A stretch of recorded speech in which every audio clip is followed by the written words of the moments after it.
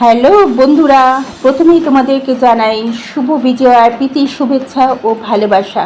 আজ তোমাদের কাছে আমি মহাসপ্তমীর আমাদের পাড়ার কাঞ্চনতলা অ্যাসোসিয়েশনের ক্লাবের অনুষ্ঠান এবং আমাদের পাড়ার মা দুর্গার প্রতিমা দর্শনের কিছু অংশ ভিডিওর মাধ্যমে তুলে ধরলাম। সন্ধ্যায় আমি আর আমার মা মিলে পুজো প্যান্ডেলে বসে আমরা পুজো এনজয় করছিলাম। ওখানে পাড়ার ছোট ছোট ছেলে মেয়েরা সুন্দর নৃত্য প্রদর্শনী করছিল। তাদের নৃত্য সত্যি আমাদের খুব এনজয় করলাম।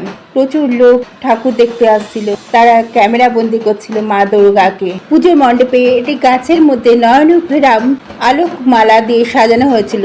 সত্যি অপূর্ব লাগছিল গাছটা। আমাদের পুজো মণ্ডপের একটা বিশেষত্ব হচ্ছে আমাদের এখানে পুজোর 4 দিন এত সুন্দর আড্ডা, গান, ফাংশন, বিভিন্ন রকম অনুষ্ঠান হয় যে আমাদের বাইরে কোথাও যেতে আর ইচ্ছা করে না। আজকের ফাংশনে সব থেকে বিশেষত্ব হলো আমাদের পাড়া ছোট ছোট মেয়েদের পরিবেশন করা একটি মাইন্ড ব্লোয়িং নাচ হলো দিশা আতি চিঠি আতি হ্যায় দিশা দে জাতি হ্যায়।